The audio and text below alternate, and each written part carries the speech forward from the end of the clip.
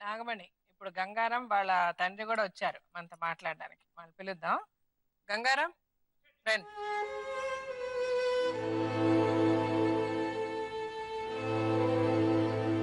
గంగారాం గారు, మీరు నాగమణిని కాదని మీ బిడ్డ చనిపోయినా పట్టించుకోకుండా ఇప్పుడు రెండో పెళ్లి ఎందుకు చేసుకున్నారు? పోయినా మేడం మా బిడ్డ చనిపోయినప్పుడు. పోయారు సరే, రెండో పెళ్లి ఎందుకు చేసుకున్నారు? ఈమె రాలేదు మేడం. నేను 4-5 సార్లు పోయినా. ఇప్పుడు 4-5 సార్లు పోతే ఎందుకు రాలేదు? ఈడికి రానంట, మా ఊరికి రానంటది. భర్త పిలిస్తే భార్య ఎందుకు మా రానంటది? ఊరికి వస్తానంట, పండుతుందంట, జ్వరం వస్తుందంట. మీ పాపకు ఒంట్లో బాలే, మా మీ పాప పాపకి ఫిట్స్ వస్తాయి. అవు మీ పాప చనిపోయింది. చనిపోయింది. మీరు అసలు ఏం చేశారు మీ పాపకి? ఏ రోజన్నా మీరు మీ పాపని చూసుకున్నారా? మీ పాపని హాస్పిటల్ ఉన్నా మేడం తీసుకెళ్లారా? నేను. పాప హాస్పిటల్ చనిపోయే ముందు కూడా ఆమె హాస్పిటల్లో ఉన్నప్పుడు ఎప్పుడు ఫోన్ చేస్తే అసలు మీరు ఎప్పుడు వెళ్ళారు? నేను 3 రోజులే పాపను హాస్పిటల్ చూపెట్టి 3 రోజులకు మా ఇంటికి వచ్చిన మేడం. నేను చూపెట్టి 3 రోజుల నాటికి మళ్ళీ నాకు ఫోన్ వచ్చింది. ఫోన్ వస్తే పోయినా నేను. వెంటనే వెళ్ళారా మీరు? ఆ రోజే పోయినా. ఆ రోజే పోవడం వేరే అమ్మా, వెంటనే పోవడం వేరే. వెంటనే పోయినా. వెంటనే పోతే ఇప్పుడు ఆవిడ ఎందుకు అట్లా చెప్తుంది? మీరు 2 గంటలు ఆమె ఫోన్ చేసిన తర్వాత మీరు వెళ్ళలేదు. పాపకి సీరియస్ అయింది, పాప చచ్చిపోయింది. పాప శవాన్ని కూడా తీసుకుని వాళ్ళ ఇంటికి వచ్చిన తర్వాత మీరు వచ్చారు. నేను కంపెనీకి పోయినా మేడం, ఇంటికాడ లేను నేను. ఇది ఎట్లా, ఎంత కంపెనీ అయితే మటుకు మీకు బిడ్డ చనిపోయిందన్న వార్త రాదమ్మా? చెప్పలేరు మేడం.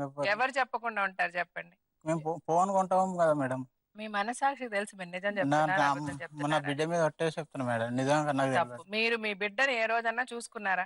బిడ్డకి ఒంట్లో బాగాలేదు, బిడ్డకి జ్వరం ఉంది, ఒక ప్లేట్ ఇడ్లీ తీసుకురండి అంటే మీరు ఆవిడతో ఏమన్నారు? పోయేదానికి ఎందుకు డబ్బులు పెడుతున్నారు అన్నారంట. నేను అనలేను మేడం అట్లా. మరి అనకుండా ఒక తల్లి ఎందుకు అట్లా మాట్లాడద్దండి? మా బిడ్డ దగ్గరికి వచ్చి 3 నెలలు ఆయన నేను వచ్చి అడిగించి మా ఊరికి వచ్చినాక ఇక్కడ పని చేసుకుంటున్నా, కంపెనీలోకి పోతున్నా. ఈమె రమ్మంటే పోయినా. పోతున్నా, నేను ఇంటికి పోతున్నా అంటే చెప్పేసి వచ్చిన నేను. చెప్పి వచ్చి కంపెనీకి పోయినా నేను. నాకు ఓనాడు ఫోన్ చేసింది, హాస్పిటల్ ఉందా అన్నది. పోయినా నేను. పోతే ఇద్దరం కలిసి ఎత్తుకొని పోయినాం. మా తమ్మ వచ్చింది అలా వస్తే పోయినాము. రాత్రి 10 అయిందమ్మ ఇంటికి వచ్చేటోళ్ళకు. మా అప్పటికి తిన్నాం, పండుకున్నాం. తెల్లారంటే పోయి మరి నువ్వని ఆమె చెప్పేసిన. అంటే పిల్లని అట్లా వదిలేసి మీరు మళ్ళీ వెళ్ళిపోయారు. ఇప్పుడు మీరు ఆవిడతో పాటు ఉండి, ఆవిడతో పాటు కష్టపడి మీరు సంపాదించి ఆవిడకి తిండి పెట్టి మీ బిడ్డను చూసుకుంటే ఆవిడ ఎందుకు మిమ్మల్ని వదిలేసి వస్తుంది చెప్పండి? భార్యని పిల్లల్ని చూసుకోవాల్సిన పని ఎవరిది? భర్తదే కదా. మీకు పెళ్ళైన తర్వాత 4 రోజుల్లో తనకు ఒంట్లో బాగా లేకుండా తనకి కిడ్నీ ఆపరేషన్ జరిగి ఒక కిడ్నీ తీసేస్తే మీ అమ్మ, మీరు, మీ నాన్నగారు ఆమెను జాగ్రత్తగా చూసుకోవడం మానేసి నీకు ఒక కిడ్నీ పోయింది, నువ్వు సంసారానికి పనికిరావు, నీకు పిల్లలు పుట్టరు, నా కొడుకు ఇంకొక పెళ్లి చేస్తానని మీ అమ్మగారు మాట్లాడడం కరెక్టా? మా అమ్మ వాళ్ళు హాస్పిటల్ రాలేరు మేడం. హాస్పిటల్ సంగతి పాటలు మాట్లాడలేదమ్మా. ఈమెకి సర్జరీ జరిగిన తర్వాత పెళ్ళైంది. పెళ్ళైన తర్వాత మీ ఇంటికి తీసుకెళ్లారు కదా. తీసుకెళ్లిన తర్వాత 4 రోజులు బాగానే ఉన్నారా? బాగున్నారు. తర్వాత ఆమె ఒంట్లో బాగాలేదా? ఆమె కిడ్నీ సర్జరీ జరిగిందా? అది మీరు చేశారా, వాళ్ళు చేయించారా? డబ్బులు అంటే అప్పుడు ఆమె పుస్తల తాడు ఉండి అమ్మి పెట్టేసి. పుస్తల తాడు ఆమెదే కదా. నాది గిట్ట కొంత భూమి అమ్మేసి తీసుకొచ్చిన చేశారు. ఆపరేషన్ చేయించి తీసుకొచ్చుకున్నారు ఇంటికి. మీ ఇంటికి వచ్చిందా హాస్పిటల్ నుంచి వాళ్ళ ఇంటికి వెళ్ళిందా? ఇక్కడ మా భార్య మంచిగా అయిన దాకా వీళ్ళ ఇంటికనే ఉన్నాం, వీళ్ళ అమ్మ వాళ్ళ ఇంటికనే ఉన్నాం. మేము ఎప్పుడు పోయినామంటే మా ఊరికి 2 సంవత్సరాలు, 1 సంవత్సరం మంచిగా ఉన్నాం అమ్మ. డబ్బా పెట్టుకున్నాము. డబ్బా పెట్టుకున్నాక ఆమె డబ్బాలో కూర్చుంటే నేను మా అమ్మల పనికి పోతుంటే ఇక ఆమె డబ్బానే చూసుకుంటుంటే మళ్ళీ పొద్దుకి వచ్చి ఇద్దరం కూర్చుంటుంటే మళ్ళీ 9 కాగానే సామాన్ తెచ్చి మళ్ళీ ఇంట్లో పెట్టుకుంటే మీరు 2 సంవత్సరాలు బాగానే ఉన్నారు. తర్వాత మళ్ళీ ఎందుకు మళ్ళీ ఆమెను వదిలేసి మీ అమ్మ దగ్గరికి వెళ్ళిపోయారు? వెళ్ళిపోలేనమ్మా. అప్పుడు మళ్ళా వండింది. మళ్ళా హాస్పిటల్ మళ్ళా తీసుకొని పోయినాం. ఎవరు? మీరు తీసుకుపోయారు? డాక్టరు గాంధీకి రాస్తా అంటే అని 2 గాళ్ళు పట్టుకొని మొక్కిందమ్మా. మొక్కితేనే ఆమెకు ఈసేది కోటి గ్లూకోజ్ పెట్టిండు. మొత్తము ఎంఎన్ఆర్ గిట్ట పోయినాం.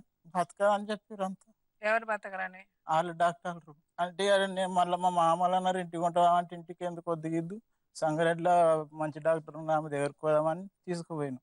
మానస దగ్గరకు పోయినాం. పోతే అప్పుడు అవి 2 కాళ్ళ కట్టుబడి మొత్తం కూర్చున్నాయి. ఈ కూర్చొని అదే నైట్కు మా తమ్మున్నారు, మా మామ ఉన్నారు, వాళ్ళు ఉన్నారని నేను ఇంటికి వచ్చేసినాం. ఇప్పుడు పాప పోయింది అన్న బాధ ఆవిడ మొహంలో కనబడుతుంది, జీవితం పోయింది అన్న బాధ ఆవిడ మొహంలో కనబడుతుంది. ఆమె చూస్తేనే ఆమె ఎంత హింస అనుభవించిందో తెలుస్తుంది.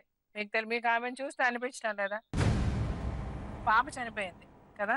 పాప చనిపోయాక ఆ పాపకి, చనిపోయిన పాపకి దహన సంస్కారాలు చేయాలా? దహనం చేయడం అనేది ఉంటది కదా, అది మీరు చేశారా? మా ఇంటికి కొట్టబోతామంటే ఇస్తలేరు మేడం. ఇస్తలేదు కాదు, వచ్చి మీరు ఆమె మన్నాడు పొద్దున్న రమ్మందా, మీరు అర్ధరాత్రి వెళ్ళారు.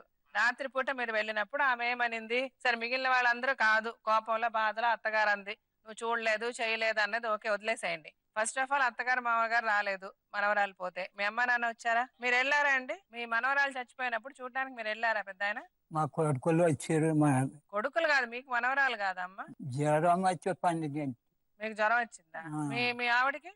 దానికి ఇది బీపీ వస్తుంది. అది ఆవిడకి జ్వరం వచ్చింది, మీకు జ్వరం వచ్చింది, మీకు ఎవరికి మీరు కదలలేకపోయారు, అందుకని మీరు ఎవరు వెళ్ళలేదు మనవరాలు చచ్చిపోతే. సరే, మీరు వచ్చారు, పొద్దున్న తీసుకెళ్దామనింది ఆవిడ, మీరేమో రాత్రికి రాత్రి వెళ్ళిపోయారు. మళ్ళీ పొద్దున్న వచ్చారా? పొద్దున్న వచ్చి ఆ పాప దహన సంస్కారాలు ఏమయ్యాయని చూసారా మీరు? అక్కడనే పెడదామన్నారు మేడం. అక్కడనే పెడదామంటే అక్కడ ఉండరా అండి మీరు?